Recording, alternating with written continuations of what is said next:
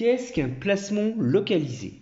Est-ce encore une nouvelle particule quantique fictive ou bien juste une oscillation classique collective des électrons, c'est-à-dire une résonance? Dans cette vidéo, nous allons nous pencher sur les représentations physiques de ces plasmons localisés, leurs conditions d'existence, leurs propriétés bien réelles.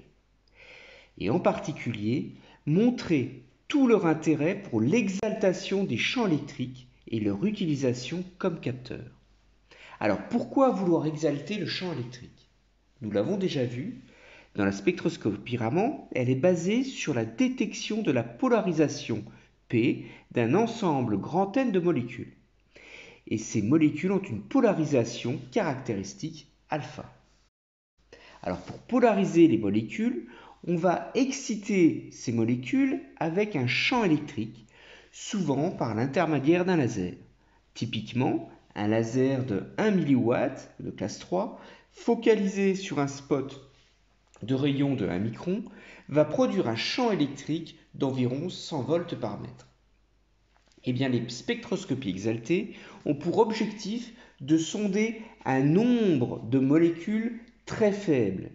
Donc pour maintenir un niveau de détection de polarisation acceptable, vous voyez que l'on n'a pas le choix.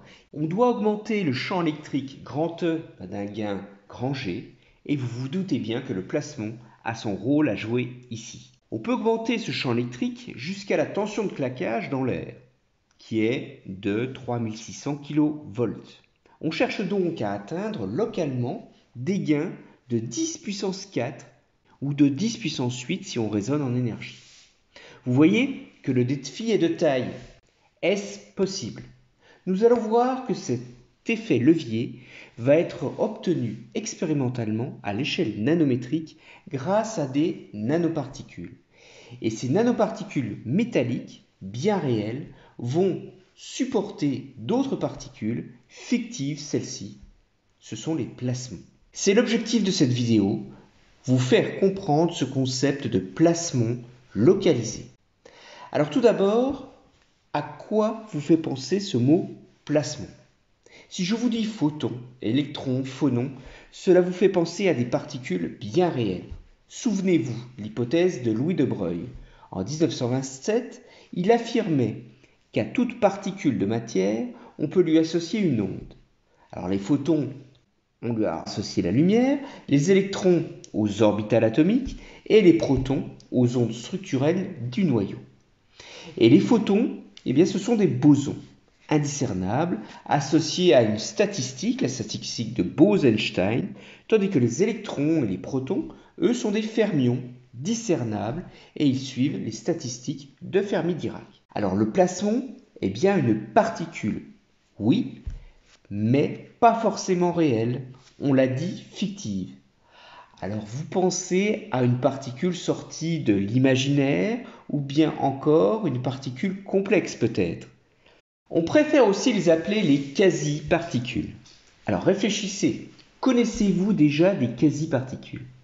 Quand je vous parle, et oui, bien entendu, le son, les phonons, les particules associées à l'acoustique sont fictives. On ne peut pas définir de masse effective du son comme en mécanique classique. Alors, si l'on prend un solide avec un réseau cristallin, vous savez qu'il existe des modes de vibration, autrement dit des fréquences de résonance nues du cristal. Et les atomes, eh bien, ils restent en place, mais leurs vibrations sont toutes corrélées. Ils vibrent de manière cohérente, toutes les propriétés vibratoires sont correctement décrites classiquement par la mécanique ondulatoire.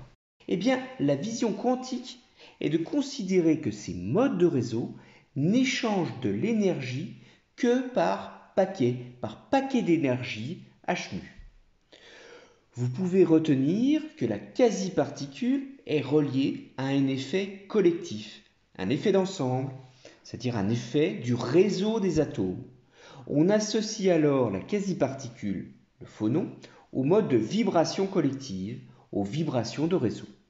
Donc la quasi-particule est alors une superposition de fréquences et elle se comporte ainsi comme un boson.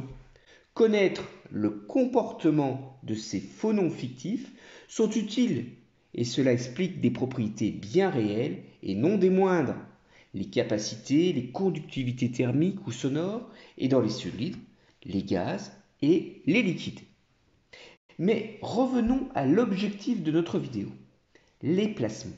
De quelles particules fictives s'agit-il?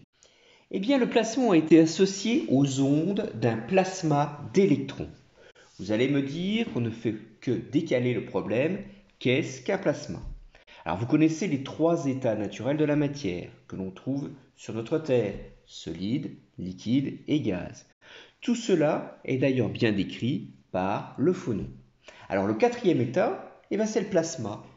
Alors, le moins bien connu, je vous l'accorde, mais pourtant le plus abondant. Il constitue 99% de notre univers, c'est-à-dire le Soleil, les étoiles et tout le système interstellaire, c'est du plasma. Sur Terre, c'est-à-dire le 1% restant, on le connaît uniquement naturellement sous la forme visuelle des éclairs, les aurores boréales et la flamme d'une bougie. Mais on peut le reproduire aussi artificiellement. Il faut appliquer un champ électrique suffisant pour séparer le noyau de ses électrons dans des gaz, se rapprocher alors de la tension de claquage. Et c'est ce que l'on fait dans les tubes néons ou pour les écrans plats, les écrans plasma. Alors c'est Irving Langmuir, en 1928, qui a découvert l'état plasma. Il a décrit cette sorte de soupe d'ion, un gaz ionisé aux caractéristiques hybrides d'un gaz, mais aussi d'un liquide qui serait conducteur d'électricité et donc extrêmement dense. Alors pour être plus général, on définit le plasma comme un milieu de haute densité en particules qui vont interagir non seulement entre elles, mais aussi avec leur environnement. Alors nous avions déjà calculé dans la vidéo sur l'énergie, rappelez-vous, la fréquence de plasma. Elle correspond au modèle développé par Rutherford. L'électron est alors en interaction avec les noyaux via le potentiel électrostatique de Coulomb, en tournant à la vitesse angulaire ω0 autour de l'orbite qui a un rayon de bord à 0. Donc l'électron est ionisé lorsqu'on fournit un travail à l'électron. On en déduit ici la fréquence dite de plasma, ou aussi on l'appelle aussi la fréquence de Langmuir. La mesure de cette fréquence va permettre de déduire la densité volumique électronique, ou encore un autre concept, l'énergie du plasma ou la température électronique, en supposant que cette énergie soit égale à kBT. Mais la fréquence de plasma n'est pas la fréquence plasmon. L'équivalent de ce plasma se retrouve en physique des surfaces métalliques. C'est Pinus, en 1950, qui a montré l'analogie entre le plasma et les électrons d'un métal. Il parle alors de gaz d'électrons plasmon. C'est en 1957 que Ricci prédit les plasmons de surface, c'est-à-dire qu'une densité d'électrons importante doit se retrouver entre deux matériaux. L'un doit être conducteur électrique, c'est-à-dire qu'il possède une grande réserve d'électrons libres, et l'autre, au contraire, doit être un isolant, autrement dit, il doit empêcher les électrons de diffuser, de se propager. Cette densité d'électrons va alors osciller. Les électrons se déplacent collectivement sous l'effet de l'onde électrostatique longitudinale du fait des interactions coulombiennes à relative longue portée. Alors à l'interface de ces deux matériaux, on peut créer une résonance de la même manière que l'on définit les phonons. C'est-à-dire c'est un mode de surface qu'on va appeler le plasmon de surface, et l'existence de cette résonance est dictée par les conditions aux limites imposées au champ. Et c'est ce qui va nous intéresser ici, confiner ces plasmons, ces modes de vibration localisés à l'interface d'un métal et d'un diélectrique. C'est ce qui va permettre d'atteindre des gains électromagnétiques énormes. Ce que nous venons de décrire avec les mains a mis longtemps à être compris et à se développer du fait de la nature interdisciplinaire. C'est un sujet typique des nanosciences. Alors les modes de vibration nécessitent de maîtriser bien entendu les outils classiques de l'électromagnétisme, ça fait partie de l'enseignement de l'optique, mais aussi, nous allons le voir ensuite, il y a tous les aspects matériaux. C'est là où se cachent tous les concepts quantiques. Ça fait donc partie du domaine de la physique du solide. Alors revenons ce que nous avions déjà présenté dans une vidéo précédente, c'est-à-dire les bases de la partie optique. Alors rappelez-vous, Rayleigh avait démontré que la lumière diffuse autour de nanoparticules sphériques lorsque le diamètre des nanoparticules est bien inférieur au dixième de la longueur d'onde. Alors cette diffusion s'étalait alors suivant deux lobes d'émission d'égale intensité. Mais que se passe-t-il si les particules sont plus grosses, par exemple à 80 nanomètres dans le visible? Eh bien c'est Gustav Mie qui a montré qu'une direction de diffusion devenait plus intense. Cela revient à considérer la nanoparticule classiquement comme un dipôle. Le moment dipolaire P est alors proportionnel au champ excitateur E0 et aux permittivités du vide et la constante diélectrique du milieu extérieur. Donc les propriétés de la nanoparticule sont encodées dans cette polarisabilité exprimée ici en mètres cubes. Donc la polarisabilité dépend du volume de la sphère de rayon grand R et donc de la composition de la nature chimique via les constantes diélectriques epsilon. Alors les coefficients d'extinction et de diffusion sont définis à partir des sections efficaces associées que l'on divise par l'aire occupé par les nanoparticules. La section efficace, elle, est le rapport de la puissance optique dissipée sur le flux d'énergie incidente. La théorie de Mie nous dit quoi? Elle nous dit que le coefficient d'extinction dépend essentiellement de la partie imaginaire de la polarisabilité alpha, cette polarisabilité est complexe. Alors le coefficient de diffusion va dépendre du module au carré de alpha. Et si les variations de constante diélectrique sont faibles, et si la longueur d'onde excitatrice est au moins 10 fois supérieure au rayon des particules, eh bien, on va pouvoir observer que la composante de diffusion peut être négligée. Et donc les contributions d'extinction et d'absorption peuvent alors être confondues. Vous voyez que tous les outils électromagnétiques étaient maîtrisés très tôt. C'est la partie de physique du solide qui a posé le plus de difficultés. Encore fallait-il déterminer la partie imaginaire de la polarisabilité, c'est-à-dire connaître les constantes diélectriques des matériaux. Et nous l'avons déjà vu dans une autre vidéo, la constante diélectrique définit la capacité de ces électrons à se polariser lorsqu'ils sont soumis à un champ électromagnétique. Alors dans le cas d'un métal, elle peut être écrite sous la forme complexe, epsilon 1 plus I epsilon 2, et les composantes sont liées aux indices optiques complexes du milieu par la formule N plus I kappa, N qui correspond à l'indice de réfraction et kappa au coefficient d'extinction. Alors toute la difficulté, j'ai déjà dit, est de déterminer proprement les paramètres optiques du métal. Alors un premier modèle, relativement naïf, a été développé par initialement Paul Drude. Il faut considérer un réseau régulier d'ions métalliques dans une soupe d'électrons libres.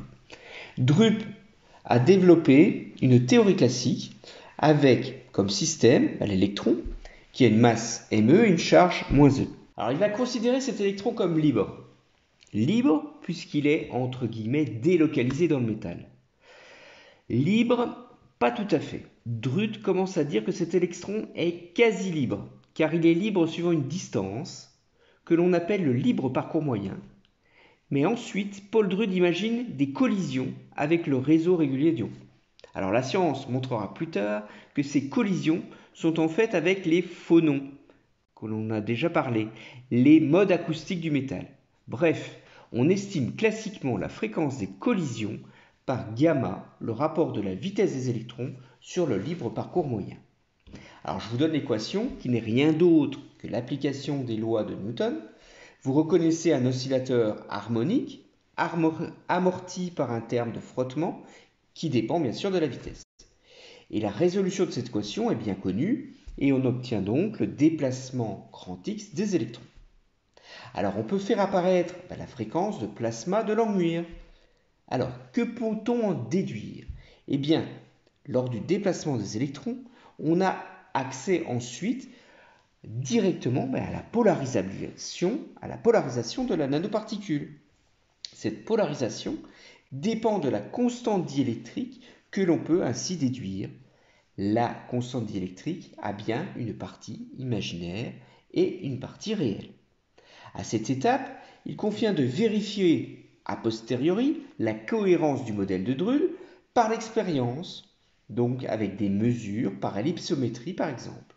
Alors je vous donne les points ici expérimentaux en orange, et si l'on essaie d'ajuster avec le modèle de Drude en vert, vous voyez que la partie réelle est très bien décrite.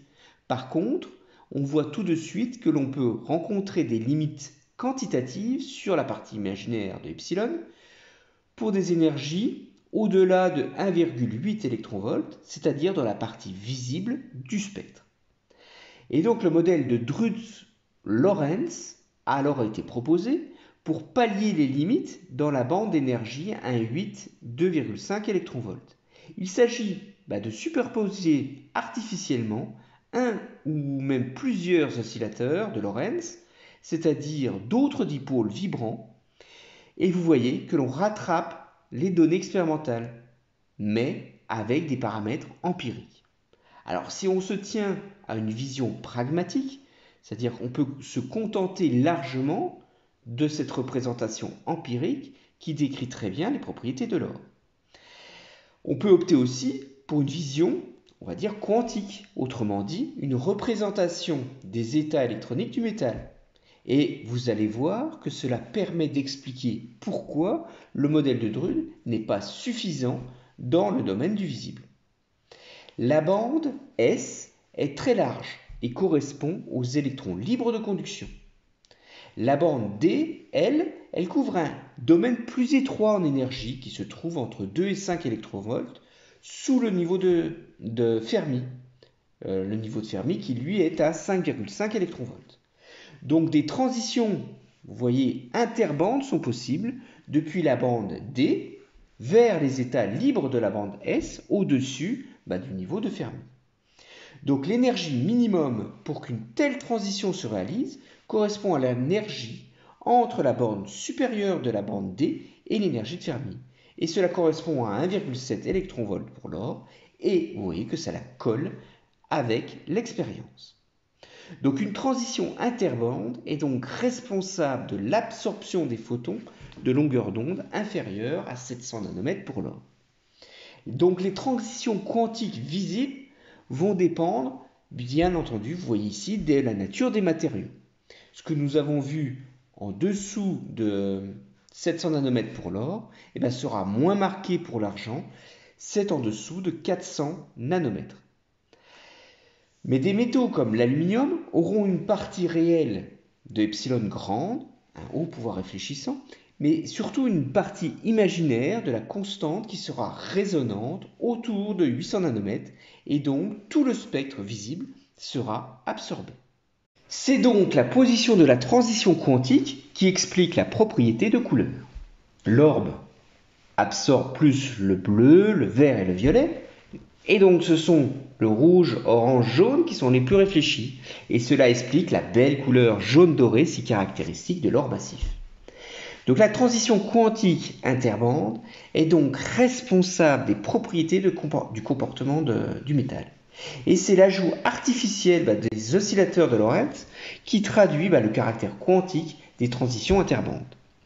Et la transition quantique est normalement indépendante de la géométrie du matériau.